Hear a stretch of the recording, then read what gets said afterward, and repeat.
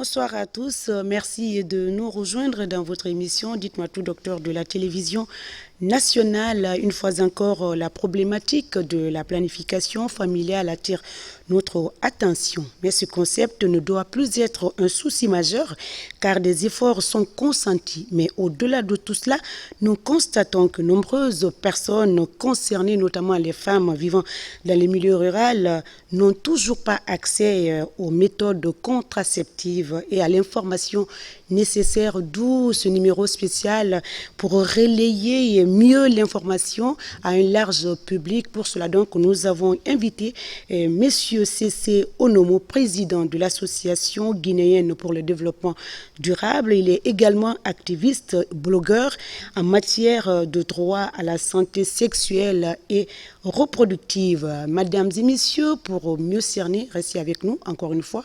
Bonsoir et bienvenue à tous.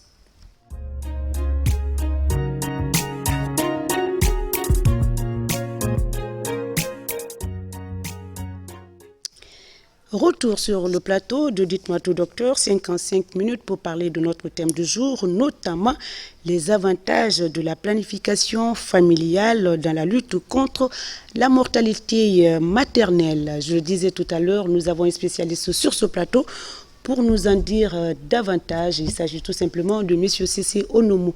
Bonsoir, M. C.C. Merci donc d'avoir accepté notre invitation, de répondre à nos différentes préoccupations par rapport à notre sujet du jour. Alors, on parle aujourd'hui de la planification familiale. Il faut montrer et il faut nous dire qu'est-ce que c'est pour permettre aux téléspectateurs de comprendre de quoi nous parlons. C'est quoi donc la planification familiale, M. C.C.? Ok. Bien avant que je ne rentre dans le but du sujet, j'aimerais d'abord commencer par remercier la radio-télévision guinéenne pour l'opportunité qui m'a été donnée vraiment de pouvoir m'exprimer sur ce sujet qui concerne vraiment la planification familiale. Et bien, comme vous l'avez dit, qu'est-ce que la planification familiale? En définition simple, selon l'OMS, c'est un ensemble de services ou de moyens qui permettent à un individu ou à un couple de choisir ou de ne pas choisir de faire un enfant, d'espacer les naissances ou bien de limiter les naissances. Donc, comme définition simple, c'est ce qui veut dire la planification familiale.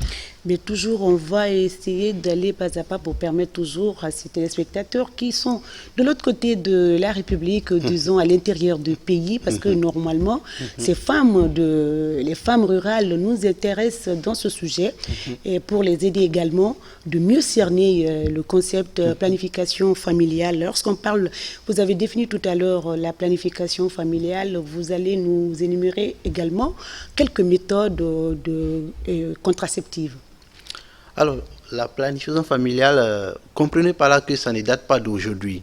Eh bien, c'est vrai, c'est un sujet d'actualité, mais ça ne date pas d'aujourd'hui parce que c'est un sujet très historique. Historique parce que aujourd'hui même, lorsqu'on veut parler de la planification familiale, on essaie de catégoriser la planification familiale. Et c'est cela peut-être qui va m'amener vraiment à parler un peu de la contraception. Donc, lorsqu'on parle de la planification familiale, comme je l'ai défini déjà, que ce sont des moyens, des services permettant au couple d'espacer ou de ne pas faire des enfants, ou de choisir de ne pas choisir ou de limiter les naissances.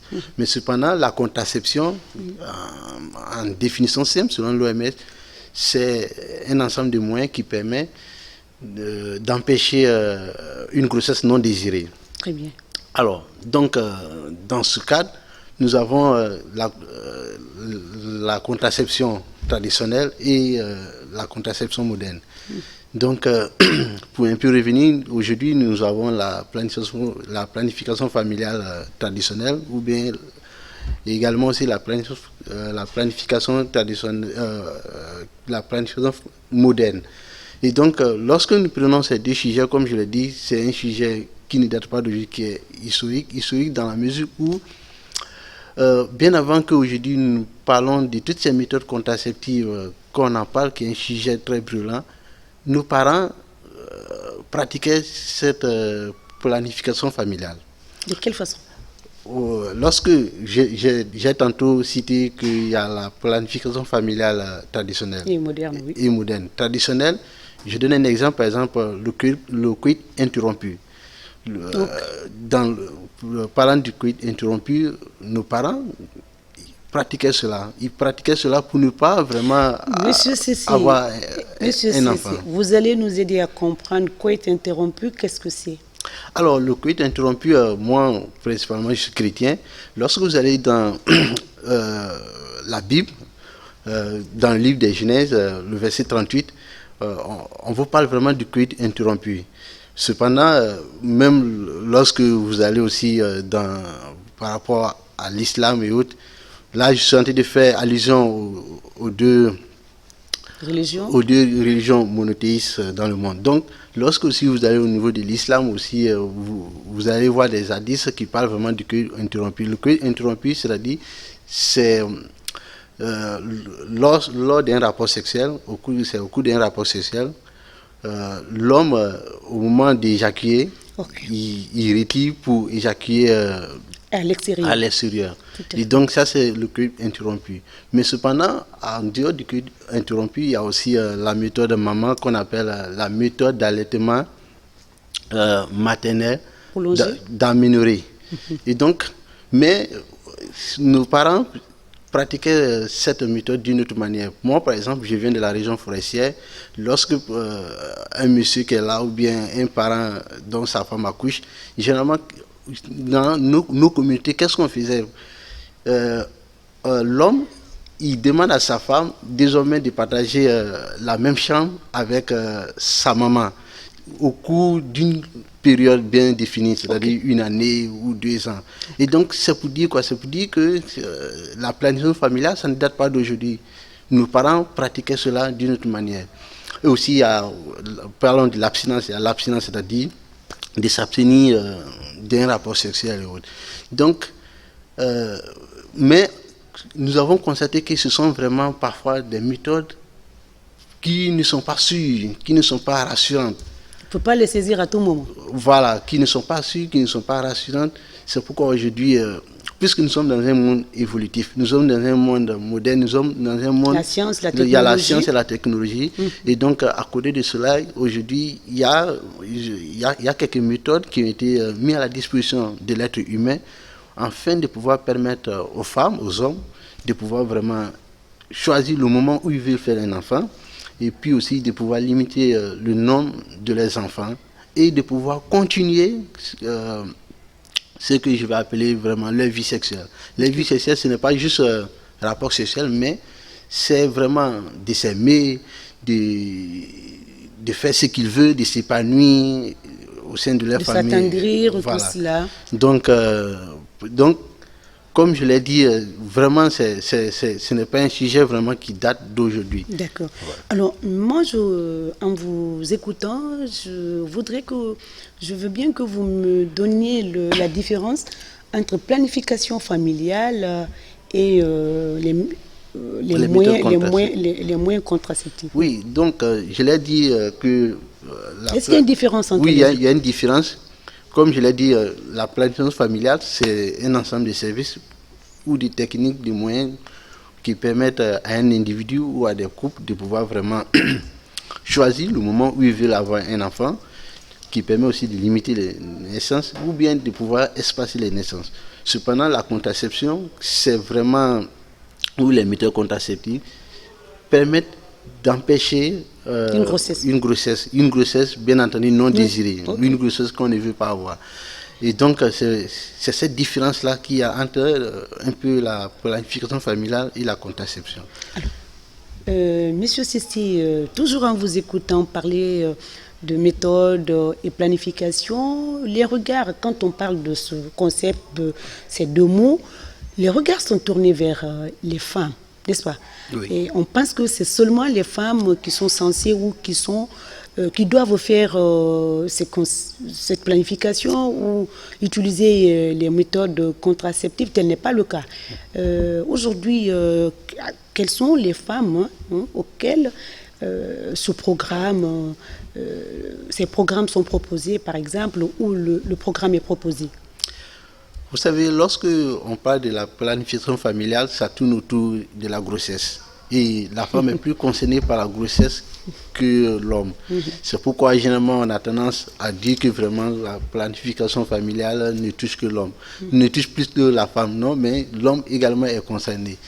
Et aujourd'hui, il y a plusieurs stratégies, il y a plusieurs politiques qui sont mises en œuvre et qui sont en train d'être mises en œuvre afin de pouvoir aider non seulement que ce soit les femmes dans les zones urbaines, je veux parler dans les villes, et aussi dans les zones rurales. Et surtout vraiment les efforts de l'État dont je vais citer le ministère de la Santé à travers sa Direction nationale de la santé familiale, dont la directrice Madame Djene Kaba, donc qui n'aménage aucun effort vraiment pour encourager les partenaires dont on aura l'occasion vraiment d'en parler d'eux, et aussi la coalition des organisations de la société civile pour la planification familiale, qui regroupe plus de 40 associations aujourd'hui. C'est vrai, aujourd'hui, il y en a beaucoup. Qui œuvrent vraiment dans le cadre vraiment de la planification familiale, non seulement dans les zones urbaines, mais aussi dans les zones rurales, pour pouvoir vraiment toucher les femmes en zone rurale. Beaucoup plus de femmes. Et pourquoi toutes ces politiques, toutes ces stratégies sont mises en place pour vraiment aider vraiment les femmes à se planifier, etc. C'est la question vraiment, et c'est le thème, du thème.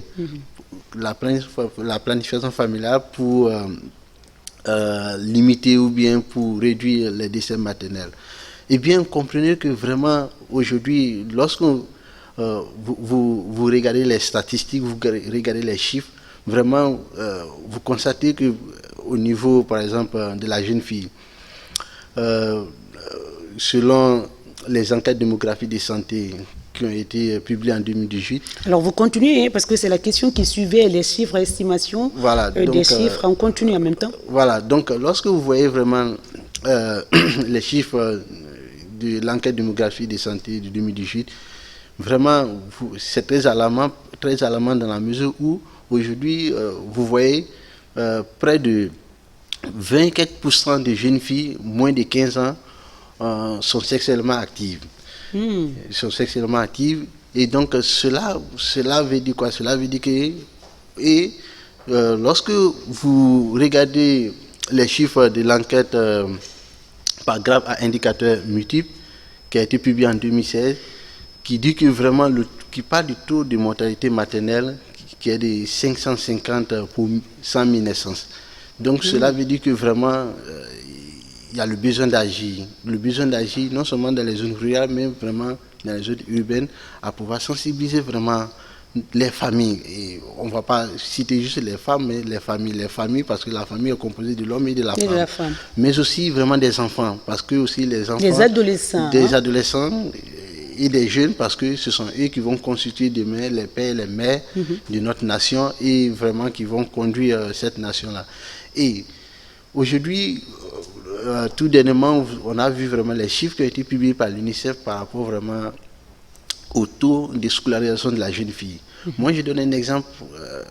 Plusieurs filles, lorsque je faisais l'école primaire, plusieurs filles n'ont pas pu poursuivre parce qu'elles sont tombées enceintes.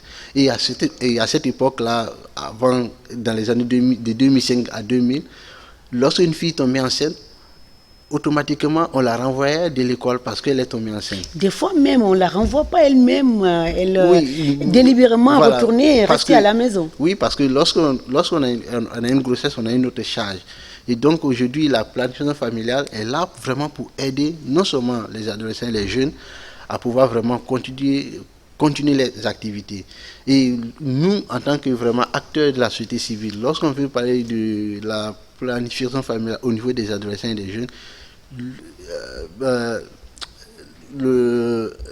la première des choses, c'est de sensibiliser les jeunes à pouvoir s'abstenir. À s'abstenir, et d'où on parle de l'abstinence.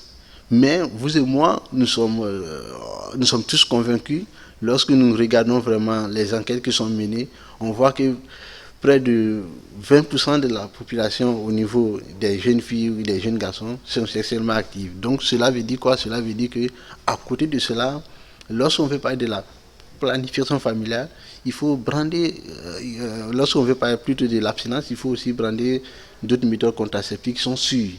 Et à côté de cela... Vous pouvez nous en dire les contraceptions sûres? Les contraceptions sûres, déjà, nous avons le préservatif ou bien le condom. Nous avons le condom, il y a le condom masculin et il y a le condom féminin. Généralement, beaucoup ne savent pas vraiment sur le condom féminin, mais le condom féminin, ça a été prouvé que vraiment c'est un condom très efficace et qui a permis vraiment de pouvoir lutter contre vraiment les grossesses non désirées, surtout au Congo, parce que ça a été prouvé que pendant les périodes vraiment de conflits, de guerre, les femmes sont violées. Et lorsqu'elles sont violées, elles peuvent tomber enceintes. Donc, ces femmes-là portaient le préservatif féminin. En cas de viol, elles ne peuvent pas vraiment éviter les grossesses non désirées. Et surtout, les avantages de la planification familiale. On en parle tout à l'heure, voilà. Mais monsieur Sissi, on en parle tout à l'heure. Moi, je veux revenir un peu sur cette question. Au niveau des jeunes, vous avez parlé des contraceptions ou des trucs, des méthodes, les moyens contraceptifs les plus sûrs.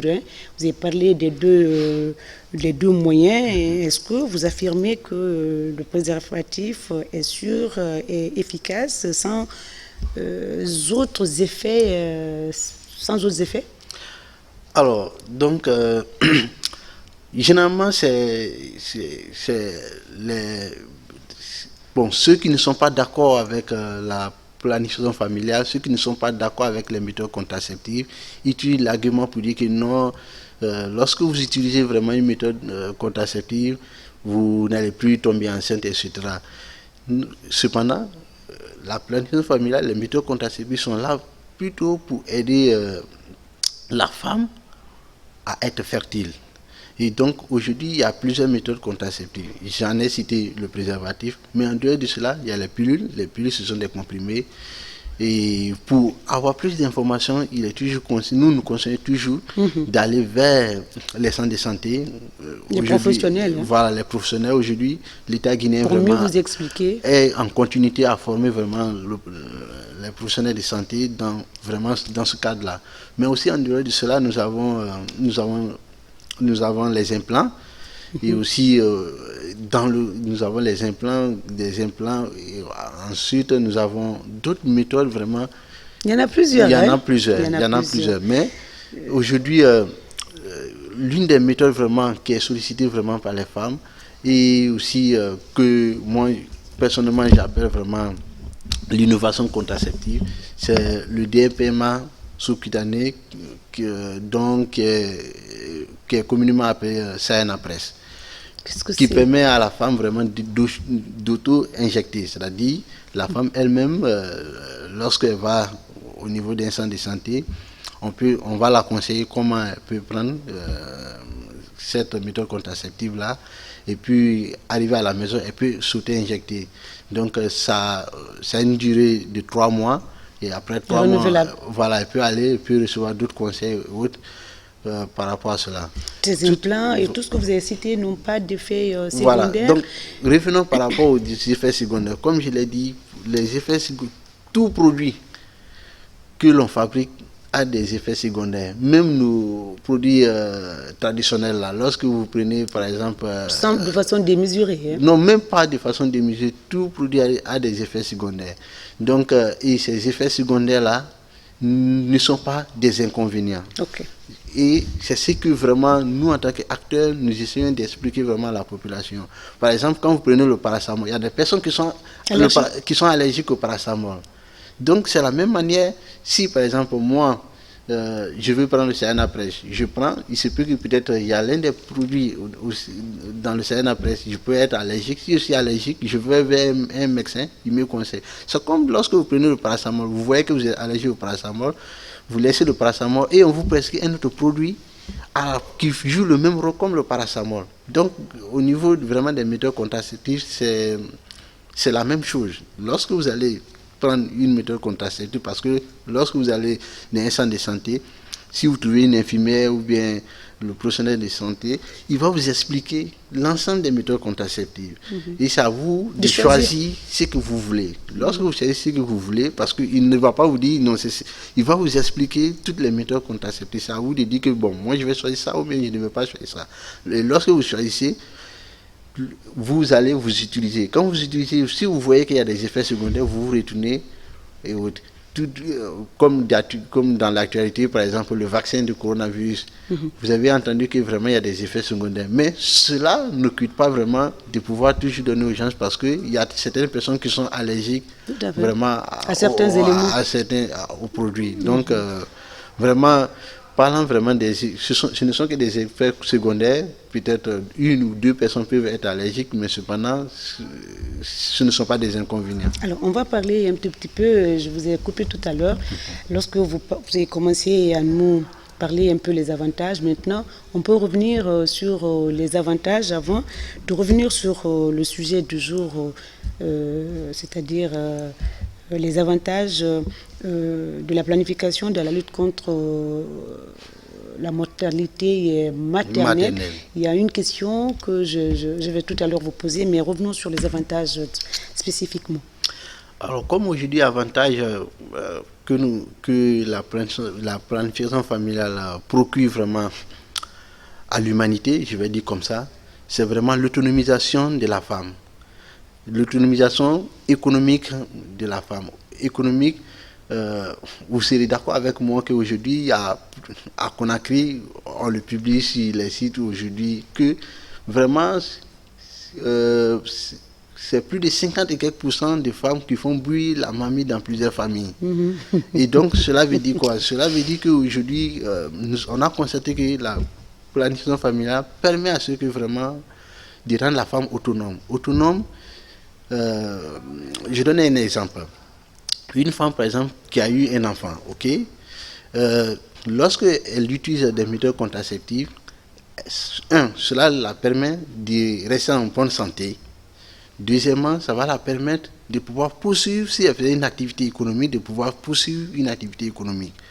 Je vais donner par exemple un exemple d'une femme, par exemple, qui travaille dans un service. Lorsqu'elle a sa première grossesse, lorsqu'elle accouche, on va la donner 3 mois de congé de maternité, n'est-ce pas? Lorsqu'on la donne 3 mois, ces 3 mois-là, elle reste à la maison.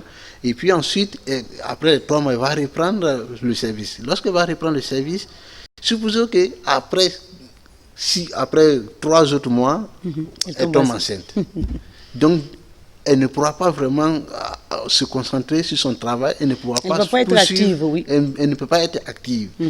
Et non seulement elle ne pourra pas être active, mais cela peut vraiment avoir vraiment plusieurs conséquences sur sa santé. C'est pourquoi généralement, lorsqu'on veut parler des décès maternels, vraiment, ce sont des décès qui ont lieu ou bien qui surviennent pendant c'est une autre question. C'est une autre question, monsieur Cécile. Alors, donc, je pourrais continuer toujours vraiment dans les avantages. Oui. Là, c'est au niveau des femmes. Revenons au niveau de la jeune fille. Aujourd'hui, nous avons vraiment plusieurs acteurs de la société civile. Surtout, je vais citer le Club des jeunes filles leaders qui est en train de lutter contre les mariages précoces et les mariages forcés. C'est une réalité. Nous le savons, ça existe. Nous le voyons tous les jours. Il y a des mariages précoces et des mariages forcés. Et ces mariages précoces-là, généralement, ce sont des filles qui sont mariées avant l'âge de 18 ans. Une fille qui est mariée avant l'âge de 18 ans, ça a été prouvé par la science que lorsqu'on a une grossesse avant l'âge de 18 ans, il peut y avoir des complications. Des complications pendant la grossesse, des complications lors de l'accouchement ou bien des complications après l'accouchement. Et donc, aujourd'hui, la planification familiale est là pour aider une fille. Parce que la loi permet à ce que, lorsque la fille est consentante à l'âge de 17 ans et que ses parents sont consentants de se marier, cette fille-là peut se marier. Lorsqu'elle se marie, il y a des méthodes contraceptives qui sont là pour permettre à cette fille-là de pouvoir poursuivre ses activités sexuelles et autres pendant un moment donné. Et puis, après peut-être 2 ans, 3 ans, elle peut contracter une grossesse. Et cette grossesse, ça peut être une grossesse sûre. Non seulement, ça peut la permettre d'être fertile. Parce que c'est l'un des éléments aujourd'hui qu'on essaie de quitter. Les méthodes contraceptives permettent à la femme d'être fertile. Fertile, on va donner un exemple très simple, par exemple chez nous en forêt. Lorsque vous cultivez sur une terre, il faut, quand vous finissez de cultiver, il faut donner un tout petit temps à cette terre-là de pouvoir vraiment qu'il y ait des arbres qui vont grandir. Donc il faut donner suffisamment du temps à cette terre. Mais si vous cultivez le riz sur cette terre, et que 6 mois après ou une année après, vous cultivez sur cette terre, vous n'aurez pas le même produit que vous avez cultivé sur la terre qui a fait 8 ans ou 7 ans. Donc c'est presque la même chose. Donc cela veut dire quoi? Cela veut dire que ça permet à ce que vraiment la femme puisse être fertile et que ça permet d'améliorer vraiment la santé de la femme. Aujourd'hui, nous avons les données de l'EDS, l'enquête démographie de santé, montrent que il y a plus de 50% de jeunes filles qui ont déjà eu leur première naissance. C'est-à-dire qui ont déjà eu un enfant. Donc, lorsque nous constatons cela, généralement, ces filles-là, pendant la grossesse, déjà à l'âge de 15 ans, pendant la grossesse, elle peut avoir plusieurs complications. Et c'est ce qui va m'amener, par exemple, à citer l'une des maladies qu'on appelle vraiment la maladie de la honte, qui est la fistule obstétricale. Oui. Et puisque les filles ou les personnes qui contractent une grossesse, c'est-à-dire l'organisme n'est pas prêt, pendant l'accouchement, ça peut être compliqué. Donc c'est pour dire que vraiment la planification familiale, ça a vraiment beaucoup d'avantages. Avantages parce que ça va permettre à la jeune fille de 15 ans de pouvoir vraiment poursuivre ses études jusqu'à ce que vraiment tout soit mieux préparé. Voilà, pour qu'elle soit mieux vraiment préparée jusqu'au mariage. Parce que j'ai parlé de l'abstinence. Si elle ne peut pas s'abstenir, il y a d'autres méthodes, il y a le préservatif, mais aussi il y a les implants et autres. J'en ai parlé de Sayana Presse, etc. Mais en dehors vraiment de l'aspect, de tous les aspects que je viens de citer, j'en ai parlé vraiment de l'aspect économique. Et c'est ce qui est important, l'aspect économique, parce qu'aujourd'hui, nous avons constaté que la femme contribue énormément à l'économie d'une nation. Pourquoi la femme contribue énormément à l'économie d'une nation? Parce qu'il y a eu des études qui ont été faites, qui ont été prouvées. Une femme, par exemple, qui est active économiquement, c'est-à-dire qui est en train de faire des activités économiques au sein de sa famille, cette femme-là, l'argent qu'elle gagne est investi plus pour sa famille par rapport à un homme. Donc c'est pour dire que vraiment ça permet non seulement à la femme de pouvoir poursuivre ses activités, mais aussi de pouvoir rester en bonne santé, etc. Donc c'est ça. En tout cas, ce sont quelques avantages. Lorsqu'on a parlé des avantages, mais on a commencé par les inconvénients et puis pas des inconvénients, mais la planification familiale n'a pas d'inconvénients, mais il y a des effets.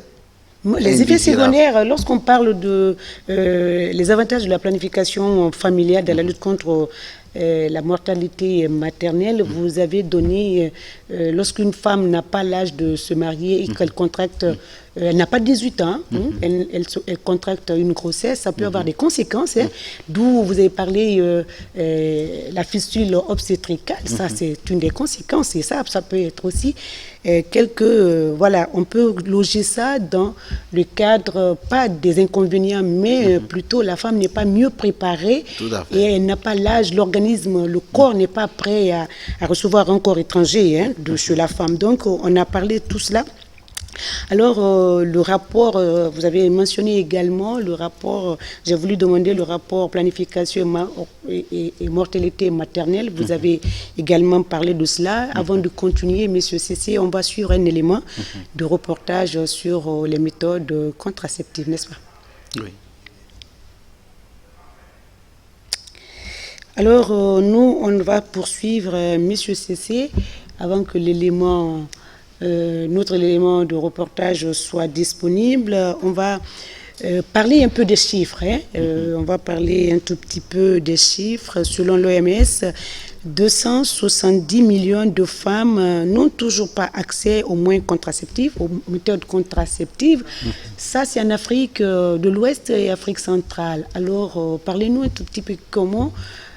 votre structure, comme je le disais tout à l'heure, vous êtes président de l'association guinéenne pour le développement durable. Sur quoi vous vous basez pour donner des chiffres Ok. Donc, parlant des chiffres, cela va m'amener vraiment à parler d'un mouvement qu'on appelle le partenariat de Ouagadougou. Vous savez, avant 2011, vraiment, les pays d'Afrique de l'Ouest francophone, il a été constaté vraiment que ces pays-là sont des pays vraiment qui sont en retard par rapport vraiment aux questions qui sont liées surtout ou des pays vraiment qui ont des problèmes par rapport vraiment au décès maternel, qui est vraiment le thème de ce sujet, mais aussi qui sont confrontés vraiment aux questions de grossesse non désirées, qui sont confrontés par exemple aux problèmes de fissures obstétricales, etc. Et la solution qui est vraiment la planification familiale. Et la solution idéale. La solution idéale. Et on a constaté que vraiment, par rapport à cette solution-là, les pays francophones d'Afrique de l'Ouest sont en retard. Donc, le gouvernement, les partenaires techniques et financiers, appelés bailleurs de fonds, et puis aussi quelques mouvements de la société civile se sont réunis à Saly en 2011, ça c'est au Sénégal. Au Sénégal, oui. Et il y a eu des engagements. Vous savez, lorsqu'il y a une conférence qui s'organise, les gens ils prennent des engagements, et parfois, ou des résolutions. Et bien entendu, lorsque on prend des engagements au retour, parfois la plupart de ces engagements sont mis au tiroir et mais cela n'a pas été dans le cadre vraiment de ce mouvement ensuite les gens se sont retrouvés en 2012 à Ouagadougou et vraiment ils ont estimé que vraiment les engagements qui ont été pris à Saly, il faut vraiment le transformer en un mouvement, et cela est né vraiment le partenariat de Ouagadougou. Et le partenariat de Ouagadougou aujourd'hui, c'est un mouvement qui regroupe 9 pays francophones de l'Afrique de l'Ouest, dont la Guinée en fait partie. Et donc dans ce mouvement-là, il y a les gouvernements, il y a les bailleurs qui sont appelés partenaires techniques et financiers, et il y a la société civile. La société civile, dont en République de Guinée, qui est représentée par la coalition nationale des organisations de la société civile pour la planification familiale, qui regroupe aujourd'hui 40 organisations, plus de 40 organisations vraiment qui sont membres de cette plateforme-là. Mais au-delà de cela aussi, nous avons vraiment coopté vraiment des médias afin d'accompagner vraiment cette coalition dont la RTG en fait partie, dont ils ont été formés, etc. Donc, revenant au partenaire de Ouagadougou, comme je l'ai dit, qui est un mouvement, et ce mouvement-là vraiment, c'est pour faire quoi? C'est pour vraiment propulser la planification familiale. Ça a été comme pour le VIH. Lorsque le VIH était vraiment une réalité, il y a eu vraiment une vraie pandémie. Il y a eu vraiment... Il y a eu mobilisation autour de la maladie. Donc, cela a été de même pour la planification familiale. On a estimé qu'il faut une grande mobilisation. Et oui, aujourd'hui, vraiment, les 9 pays du partenaire de Ouagadougou, chaque année, ils se regroupent dans un pays afin de pouvoir parler de ce qui a été fait et ce qui n'a pas été fait et qu'est-ce qu'il faut que ça doit être fait.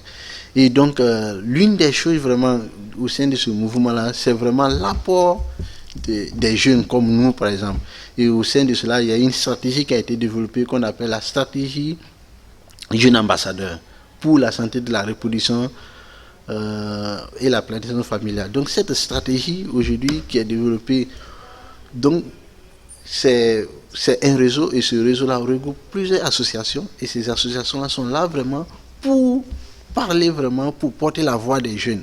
Parce que lorsqu'on veut parler de la planification familiale, nous avons, lorsque vous voyez un peu les chiffres du rapport général sur la population, qui dit que plus de 50% de la population a moins de 20 ans.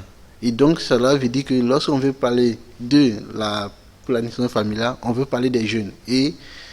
Mais il faut que vraiment les jeunes puissent parler à leur propre nom. Voilà. Donc, au sein de ce D'où la création de beaucoup d'ONG et de clubs des jeunes. Hein. Voilà. Alors, notre élément est prêt, Monsieur Cécile, on va suivre ça ensemble et revenir en plateau. D'accord.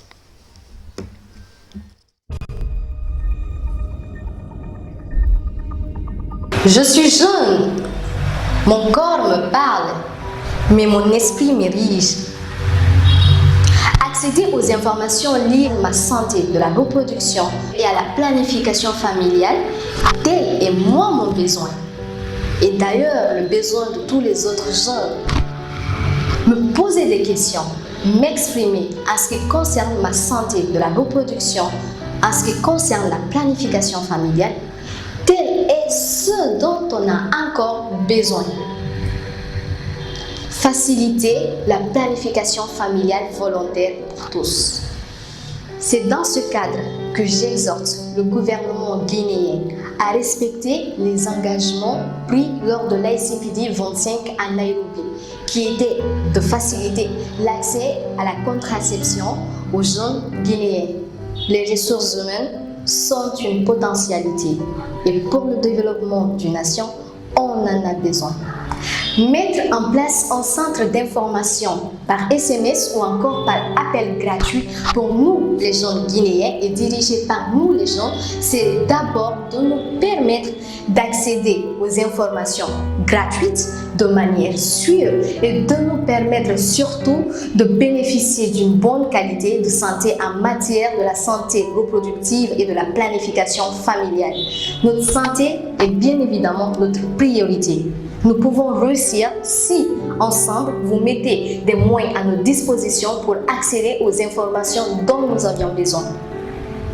La crainte, la peur sont souvent chez nous les jeunes en matière de recherche d'informations liées à la santé de la reproduction.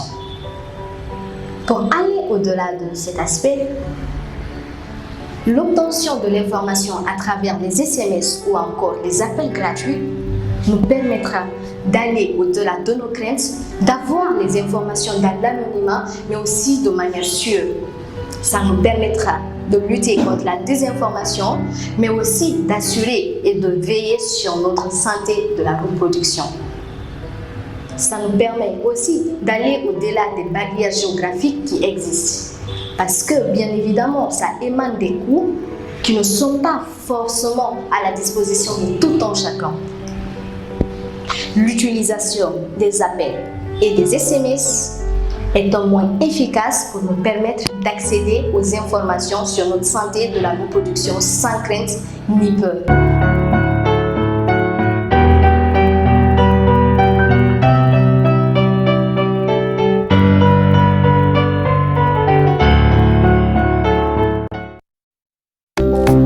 Retour donc sur le plateau. Monsieur Cécile, nous avons suivi ensemble ce reportage sur le concours de plaidoyer des jeunes, organisation, le partenariat de Ouaga. Alors, parlez-nous un tout petit peu, en quelques mots, ce partenariat. Oui, bien évidemment. Ou ce concours, hein? Oui, je viens déjà de parler du partenariat de Ouagadougou, qui est composé vraiment de 9 pays francophones de l'Afrique de l'Ouest. Tout à fait.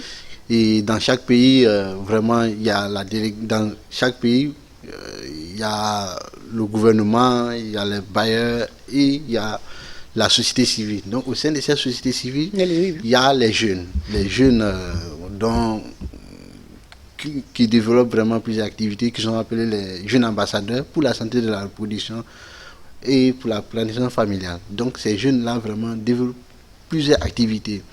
Et donc, comme nouveauté, dans le cadre de la 9e réunion annuelle du partenariat de Ouagadougou, cette réunion regroupe tous les 9 pays dans un pays. Mais cette année, ça a été fait en virtuel, donc on en aura l'occasion d'en parler. À cause du Covid. Hein? Voilà, à cause du Covid. Et donc, dans le cadre vraiment de cette 9e réunion annuelle, le partenariat de Ouagadougou a estimé qu'il faut vraiment faire porter la voix des jeunes à un certain grand niveau donné.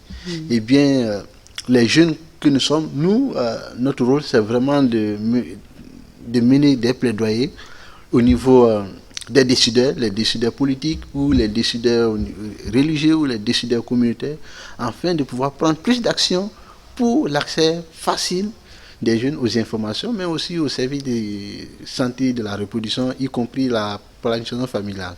Donc, c'est pourquoi, lorsque le partenariat de Ouagadougou a organisé ce concours, il y a eu 35 associations des 9 pays qui ont postulé.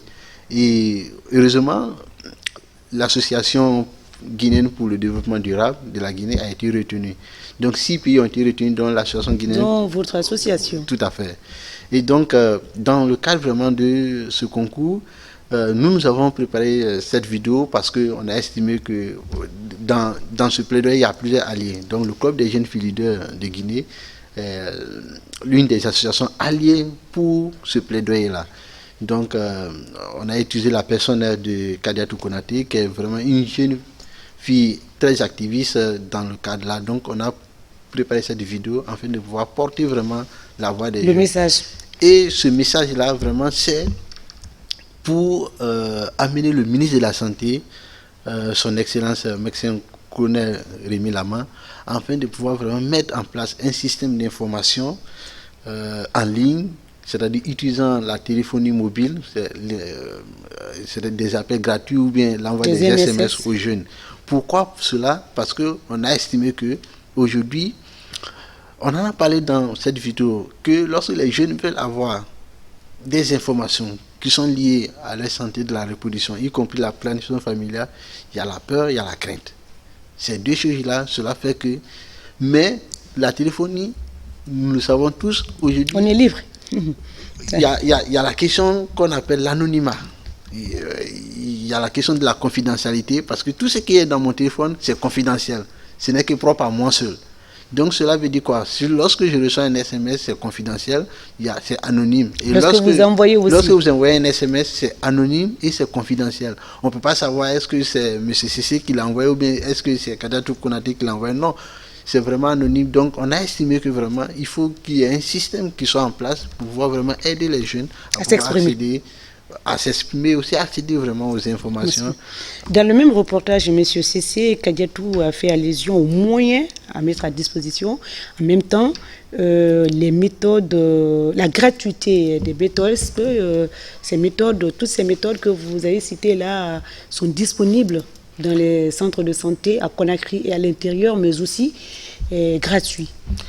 Les méthodes contraceptives modernes sont disponibles dans l'institut sanitaire de notre pays. Ça, il faut vraiment féliciter le gouvernement guinéen qui vraiment aujourd'hui, comme on le dit, il y a la mobilisation des ressources domestiques par rapport à cela, dont le gouvernement guinéen a vraiment mis assez d'argent pour pouvoir acheter des méthodes contraceptives. Mais cependant, lors de la 6e réunion du partenaire de Ouagadougou qui s'était déroulée à Conakry, à l'hôtel Sheraton, nous, en tant que jeunes ambassadeurs, à l'époque, c'était son Excellence Mamadi Youla, qui était Premier ministre, chef du gouvernement. On a apporté un message de plaidoyer au nom du gouvernement à ce que vraiment qu'il y ait la gratuité des méthodes contraceptives pour les jeunes. Pourquoi il faut la gratuité? Nous, en tant que jeunes, nous voulons vraiment poursuivre nos rêves. Mais cependant, on a constaté que nous sommes sexuellement actifs et autres. Donc, lorsque nous avons accès à ces méthodes contraceptives-là, ça peut nous permettre de pouvoir poursuivre nos rêves. Mais nous, en tant que jeunes, nous n'avons pas les moyens de pouvoir s'acheter ces méthodes contraceptives. Sinon, parlant vraiment de la disponibilité, c'est disponible dans les instituts sanitaires. Et aujourd'hui, il y a l'NFP avec d'autres partenaires ont développé vraiment... Aujourd'hui, quand vous allez à la Blue Zone de Kaloum, il y a un centre là-bas qu'on appelle la Blue Écoute. Mais lorsque vous prenez la Guinée, c'est vraiment insuffisant. Donc, ce sont vraiment ces gens d'initiatives, nous voulons qu'elles soient développées à travers tout le pays pour que vraiment les jeunes puissent avoir vraiment accès facilement aux méthodes contraceptives. Donc, c'est pourquoi toujours nous sommes dans plusieurs plaidoyers. Ça, c'est l'un des plaidoyers, mais nous sommes toujours dans un plaidoyer qui est la gratuité des méthodes contraceptives modernes pour les jeunes. D'où le gouvernement est en train de faire des efforts. Là, il faut le reconnaître, ces efforts sont en train de faire dans la mesure où le gouvernement, l'an passé et cette année, a vraiment acheté de ses propres poches des méthodes contraceptives sans vraiment l'aide des bailleurs, des méthodes contraceptives au niveau du budget national pour pouvoir mettre à la disposition vraiment de la population guinéenne. Voilà, on va continuer, Monsieur Cissé. Il y a un déficit quand même à combler entre les femmes qui ont accès à ces méthodes contraceptives et celles qui utilisent déjà les méthodes contraceptives.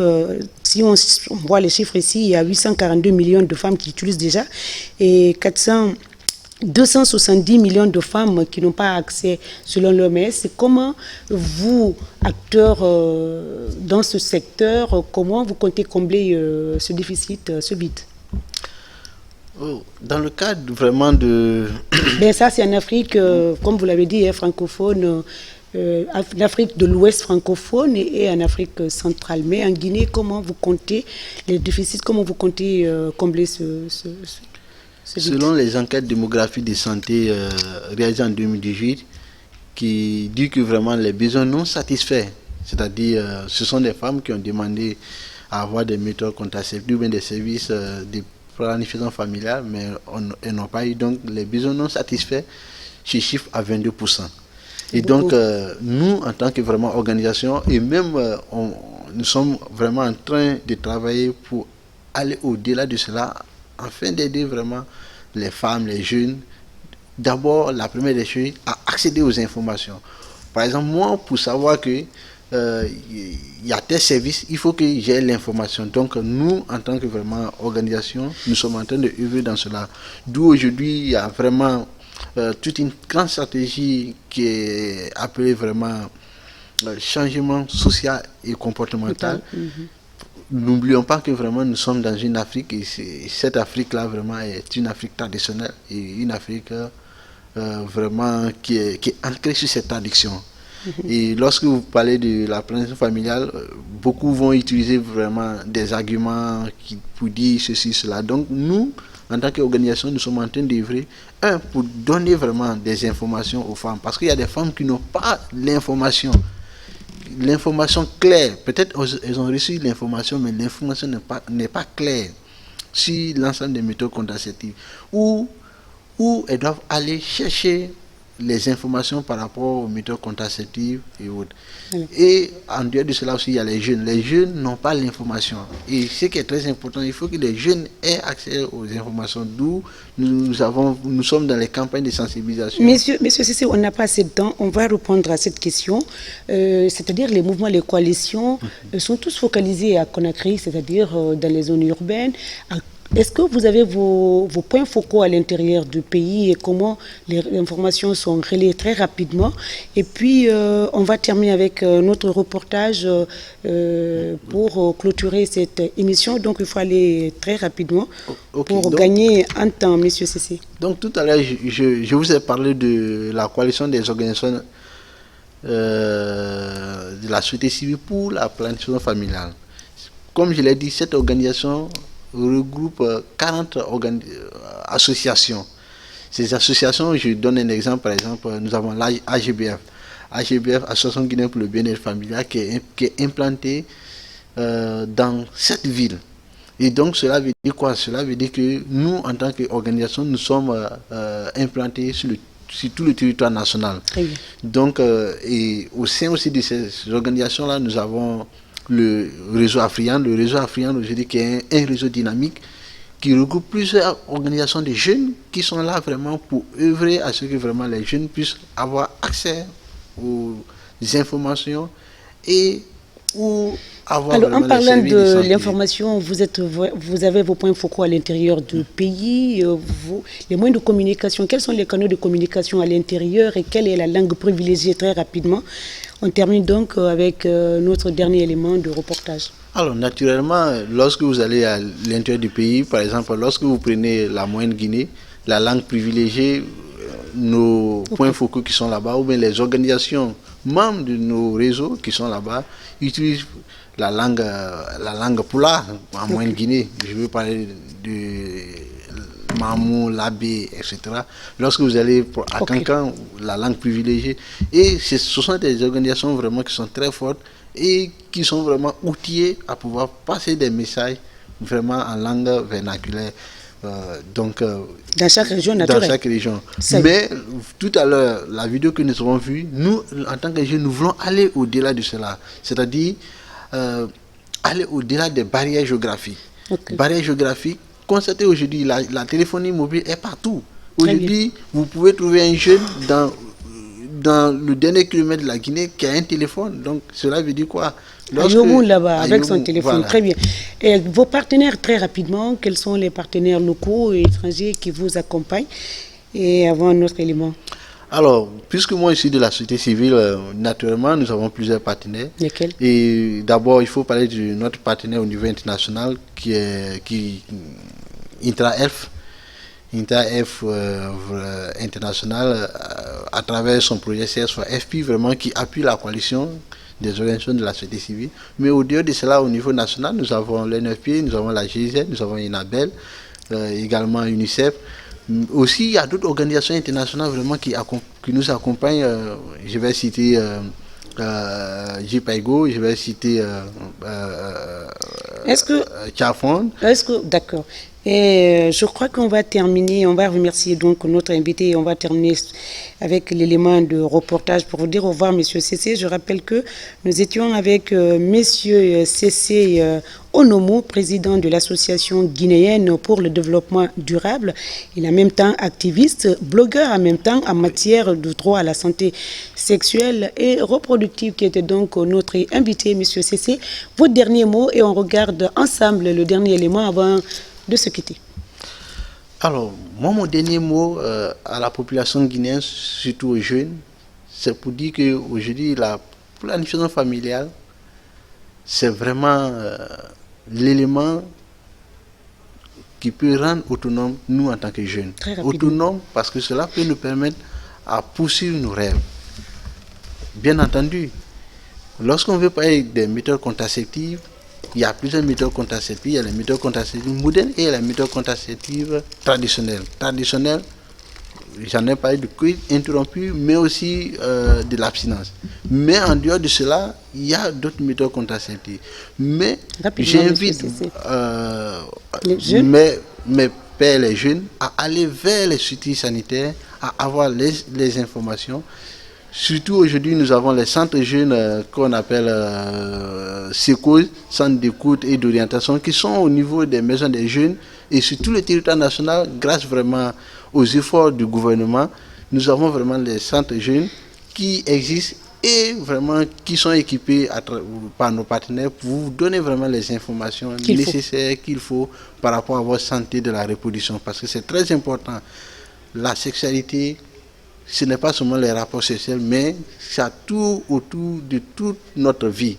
Et pour qu'on soit épanoui tout autour de notre vie, il faut qu'on soit informé sur notre santé de la reproduction, y compris la planification familiale, afin de se maintenir debout et de réaliser notre rêve pour faire sortir la Guinée. Alors, Monsieur Cissé, on termine donc avec notre reportage et puis on vous dit au revoir. On se retrouve très prochainement dans cette émission pour parler d'autres thèmes.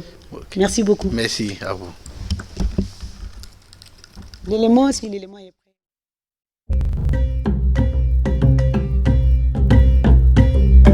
Grâce à l'utilisation de la contraception moderne par 419 femmes en Guinée en 2020, 133 000 grossesses non désirées, 47 000 avortements à risque et 150 000 décès maternels ont été évités. Pour la mobilisation des ressources domestiques, il y a eu la création d'une ligne budgétaire pour l'achat des produits contraceptifs à hauteur de $1 200 000, soit 50% des besoins du pays depuis 2018. Pour la disponibilité, il y a eu les 5 méthodes modernes de contraception dans 97% des 410 centres de santé publics du pays. Et 100% des 410 centres de santé du pays ont été intégrés à l'offre du DMPASC en 2 ans. Les principaux défis actuels en matière de planification familiale dans le pays se comptent au nombre de 3. Le premier, c'est la mobilisation des ressources domestiques. Il s'agit du maintien, voire la progression du montant de la ligne budgétaire. Le deuxième, c'est la disponibilité géographique des 5 méthodes modernes. Le troisième, c'est la diversification de l'offre, c'est-à-dire l'implication du secteur privé dans l'offre de toutes les méthodes de planification familiale en République de Guinée.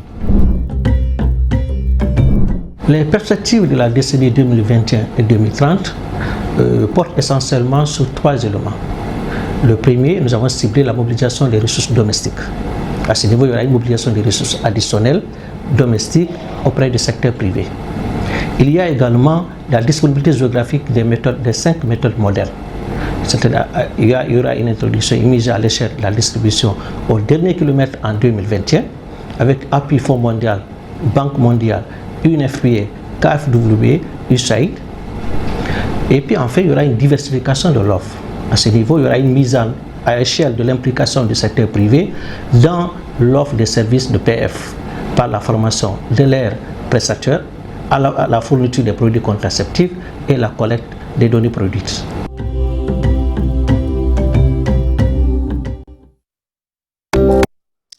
Merci donc à toutes les équipes. On se retrouve très prochainement dans votre émission de santé. Prenez soin de vous. Conservez les gestes barrières, lavage régulier des mains et port des masques. On se retrouve très prochainement. Au revoir et à bientôt.